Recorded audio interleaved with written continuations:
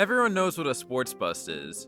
Athletes who were hailed as the next big thing, but never ended up reaching those heights. But what about when you look back at what happened a few years after their career? How did they even get in NASCAR in the first place? What makes them a NASCAR bust, and what are they even doing today?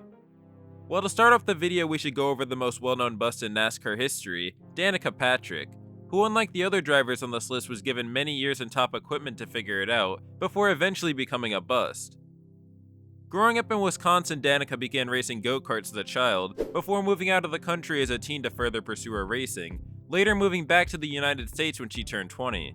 She immediately signed her first USA racing contract to drive for Bobby Rahal in the Toyota Pro Atlantic Series, and her talent showed quickly, as she posted 5 podiums in 2 seasons, and soon enough she signed on to drive full-time in IndyCar for Rahal Letterman Racing in 2005. Patrick would win 3 poles in Rookie of the Year in 2005, but would fail to have anything notable happen in 2006, before eventually going on to collect her first podium in 2007, being her first of 3 on the year.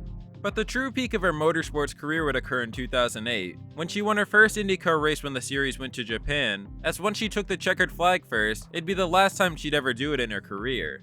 Her time in IndyCar continued over the next 3 seasons through 2011, but in the midst of that during 2010, she'd make the jump over to NASCAR to drive for Junior Motorsports part-time in the Nationwide Series, where she'd crash out of her first race at Daytona after some less than stellar wreck avoidance skills. She'd followed it up with a 31st place run at Fontana and another crash at Las Vegas, this time after an incident with Michael McDowell, and after this her season continued to be a struggle, while she made the transition into stock cars, as she was unable to put up any decent results, only collecting 1 top 20 in 13 races, coming in the finale of the 2010 season with the 19th. She'd repeat a part-time schedule for 2011 with major improvement, earning multiple top 10s throughout her campaign, as well as an impressive 4th place run at Las Vegas, helping her bring her average finish down 10 positions from the year prior. In 2012, fresh off her departure from IndyCar, she was able to run full-time in the Nationwide Series for Junior Motorsports with middling results, outside of when she was robbed from a chance of winning by a shoe on the track. She'd also run part-time in the Cup Series for Tommy Baldwin Racing starting in the Daytona 500, essentially helping her slightly dip her toes in the series for a few races, before throwing her off the deep end the following year. And while this might sound like a good idea to some people, to put your most marketable prospect in Cup instead of more years to develop, Danica immediately proved why this wouldn't work out, crashing out of her duel on the white flag and wrecking out of the Daytona 500 on lap 2 to begin a disaster part-time season. Trouble down the front, Danica Patrick. Oh, yeah. Yeah, that's real unfortunate because she did have an incredible race going to be on the lead lap at 435 lap. Like gets clear there. And she gets in on the bumper, but just doesn't get off of him. Right there where you're talking, and you just turn it left and lock it down. And she had a chance to not go up hit that wall if she just... Well, rule number 1 of stock car racing is learn how to wreck someone without wrecking yourself.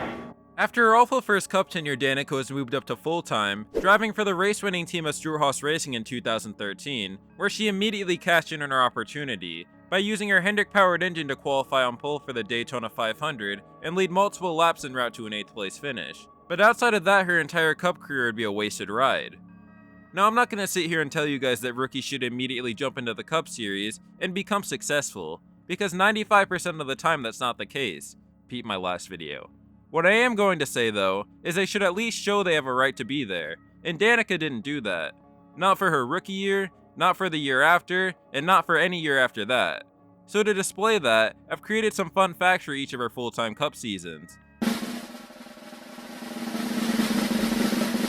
In 2013, her teammate Ryan Newman had 33% more top 10s than she had lead lap finishes. Also, she only beat her boss who missed 15 races, nearly half of the season, by just 52 points, in the same equipment. In 2014, her teammate Kevin Harvick won more races than she scored top 15s. In 2015, she failed to finish above 15th after April, while 2 of her teammates were championship threats. In 2016, she posted her career best average finish by finishing outside of the top 10 in all 36 races. And last but not least, in 2017, she finished behind the wall with a DNF in nearly 33% of the races run. Also, the only reason her last 2.5 seasons in the Cup Series weren't without a top 10 is because of a massive pileup to end the race at Dover in 2017. She'd wrap up her NASCAR career in the 2018 Daytona 500 with Premium Motorsports, wrecking out in Stage 2, and her IndyCar career would suffer the same end just 3 months later. So what about after her driving career? Well, Danica went on to join Sky Sports in 2001 for various broadcasts, as well as being a NASCAR announcer for a few races in 2022, as well as 2023. When she's not doing something motorsports related, you can still find her being an idiot online somewhere, and if you want a longer video on her, I made one last month if you want to check it out. Also, you should consider subscribing, as 92% of my viewers aren't subscribed, so why not change that? Up next in this video is the most wild story, belonging to Hmiel. Hmiel was born in 1980 and grew up in Pleasant Garden, North Carolina, and was misdiagnosed at the age of 5 with ADHD. He later began smoking cannabis at the age of 12 on a daily basis through his teens, while also racing go-karts in the same time frame, collecting well over 150 wins from the ages of 12 to 15, before hanging up his helmet for 3 years until he turned 18, when he later realized his career goal was to be in NASCAR, setting his sights on that goal by starting up in late model racing. He eventually made his way up into the Goodies Dash Series in 2001, taking home the Rookie of the Year honors with 2 wins. Along with this, he also made his ARCA debut at Atlanta, where he'd impressed by qualifying 5th and finishing 2nd on the day after leading 14 laps. In 2002 is when Hmiel officially became a NASCAR driver, with Innovative Motorsports in the Busch Series to drive the number 47 full-time as a teammate to Kenny Wallace, after impressing the team qualifying for him the year prior at Memphis. His season started off well enough with the 5th place run in the opening race at Daytona, but the following week he'd be wrecked out by Casey Mears at Rockingham, starting an on-track feud which saw not 1, not 2, not even 3, but 4 run-ins in just 18 races. You got that nose in there, and this is one of those places where you just aren't sure if Hmiel's going to give me room or not. If you keep going, you're going to take both cars out. You start trying to check up, you lose control, and up into the fence you go. It looks like Hmiel in the 47 car got a run off turn 2, gets in the back of Mears. Oh, Hmiel just gets loose and has to go up the racetrack to try to save it. When he does, he gets into the 66 car. And it looks like that Casey was okay till he hit the throttle. Outside of his feud, he'd go on to earn 2 poles in his rookie season, along with 2 top 5s, 8 top 10s, and eventually finishing 16th in the standings. However, the next year would change the entire course of his life. Teammate Kenny Wallace would move back up to the Cup Series for 2003, allowing Hmiel to take over the team's 48 car, where he'd excel in the opportunity. Matching both Wallace and his own top 5 totals from the year prior in just the first 8 races, with back-to-back third-place runs, eventually being in contention to win later in the season, after qualifying on pole and leading the most laps at IRP. But he would end the night in 4th place following a long battle with eventual champion Brian Vickers, seeing the 2 run side by side for multiple laps on end, until Vickers took the lead with 20 to go and never looked back. Hmiel saw more success over the next 3 weeks, finishing inside the top 10 in 2 of the next 3 races, but during the 26th race of the season, his driving on track would be bad enough to warrant a drug test from NASCAR. You got it. You're the man. Hmiel. Make that 4 talent. Oh, he gets Jason Keller hard into the wall. Caution is out. Shoots down to the inside of the backstretch. And he just slides up the racetrack and gets right into Jason Keller. Where he was at on the racetrack, he was so low that it was just bad position to try to go into the corner that hard. He's just trying to salvage his position on the racetrack. A week later on September 18th, Hmiel was suspended indefinitely from NASCAR for failing a drug test, testing positive for marijuana in his system, and he immediately was dropped by his team Innovative Motorsports, being replaced by Jeff Green. In order to return to NASCAR, he'd have to complete NASCAR's Road to Recovery program, which he'd do prior to 2004, allowing him to get a second chance in the sport driving full-time in the Truck Series for Billy Ballou in the 15. But in the first 11 races he'd struggle mightily, DNFing in 5 of the races and sitting 20th in the standings, until a chance at his first NASCAR win the week later at Gateway after leading 75 laps. Ooh, Shane got a really good start right now, but here he goes again. Bobby drives to the outside. He pulls up beside him again, Kenny. My gosh, this is incredible. They're big. Oh, they hit the wall. No! Bobby Hamilton up almost on 2 wheels. Over the next 6 races after this, Hmiel only finished outside of the top 11 once, including a second place run at Bristol. But at Las Vegas during the 20th race of the season, Hmiel did what nobody else in this video could do and capture a NASCAR win. Coming out of turn number 4, Hmiel will win the Las Vegas 350. Along with his full-time Truck Series campaign, Hmiel returned to the Busch Series part-time starting in the 9th race of the season at Fontana for GIC Mixon Motorsports in the 24, starting and finishing in 32nd. He'd compete with the team for the next 3 races, with all 3 being DNFs, until he was once again given a chance to drive in decent equipment, joining Atkins Motorsports to drive the 38 for 2 races, while main driver Casey Kane was doing cup races during standalone weekends. Hmiel seized the opportunity immediately, leading 95 of the 200 laps in Milwaukee and ending the night in 4th, while also finishing 12th at IRP in his next start. Late in the season in October, Hmiel signed to drive for Braun Racing, replacing David Strimmy in the 32 for the final 4 races of the Busch season, earning a best finish of 22nd, while also making his Cup Series debut at Fontana in the 23, driving for Bill Davis Racing.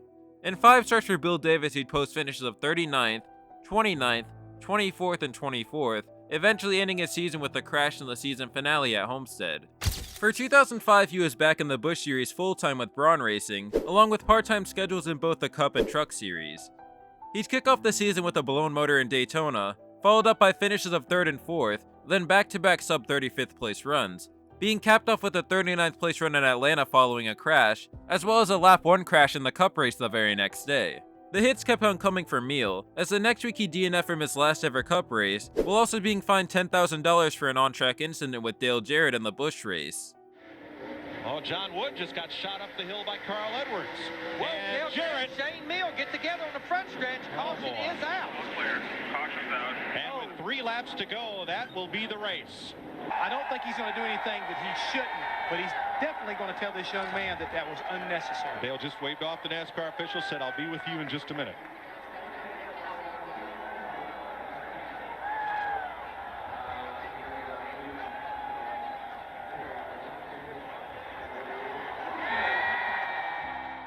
Entering the 13th race of the Busch Series season at Charlotte, Hmiel sat 14th in the standings with 3 top 5s and 4 top 10s, but after qualifying he'd be given a drug test by NASCAR, after officials observed him making erratic moves on the racetrack.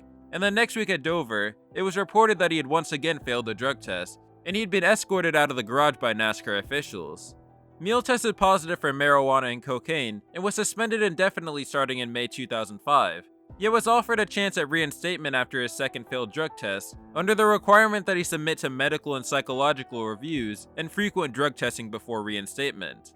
But immediately in February 2006, unfortunately Hmiel failed his 3rd and final drug test, leading to him being banned by NASCAR, later being checked into a recovery center in Atlanta on July 23rd, where he remained for the next 103 days, until checking out in October. After 3 years of being sober, he returned back to racing, with the goal of becoming an IndyCar driver, competing in the USAC Silver Crown Series, the USAC National Sprint Car Series, and the USAC National Midget Series, where he'd earn multiple wins over the next few years, until his life would change forever.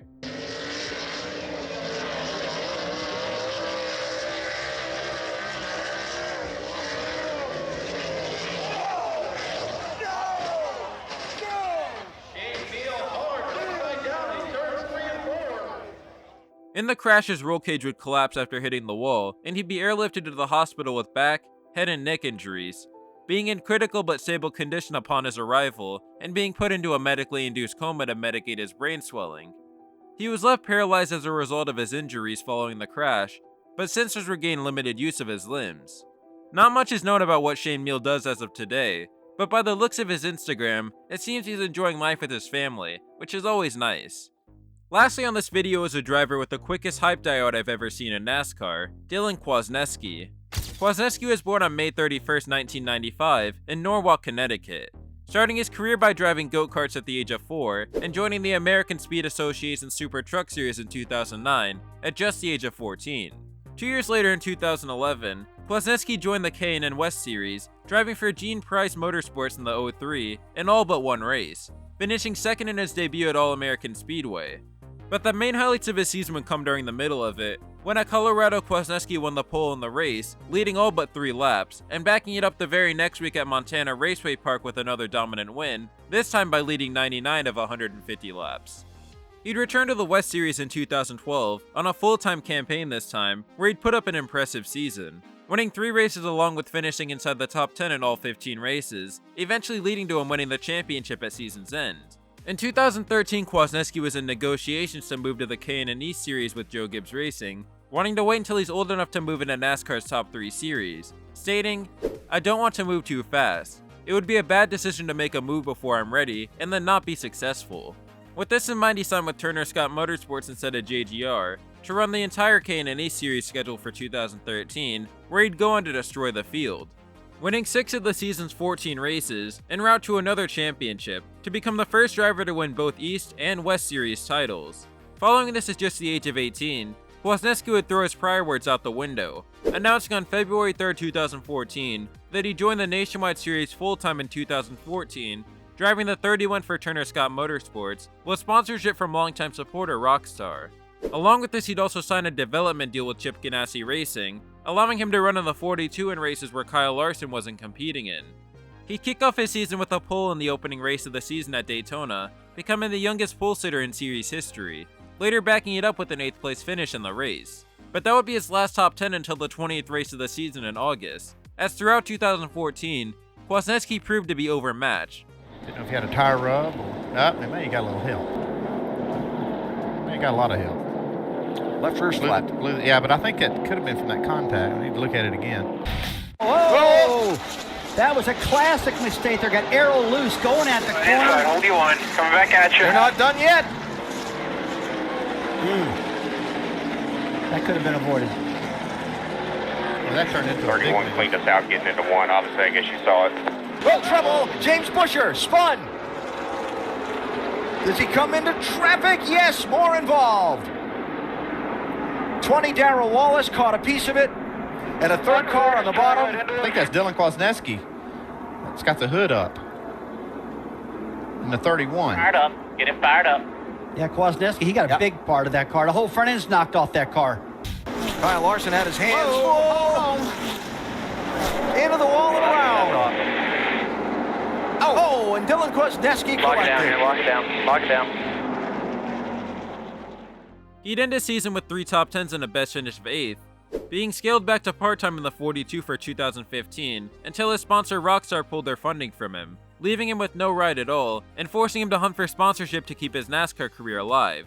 Going on to state, "So we have to scramble and go to companies. A lot of them have had their budget spent, so it's just the name of the game. A little bump in the road, it's not detrimental to my career. We've got to bounce back from it, we've got to get the money, and hopefully find great partnerships with great companies that will back me and believe in me, and go out there and show them what I've got." Sadly, Kwasniewski was never given another opportunity, as after a 6th race stint with a backmarker team, where he only earned a best finish of 17th, he'd never race in NASCAR again. After his NASCAR career ended, Kwasniewski joined into real estate, serving as a vice president at Colliers International, where in his 3 years he brokered over $105 million in deal volume, later being voted 2018 Broker to Watch by the Charlotte Region Commercial Board of Realtors.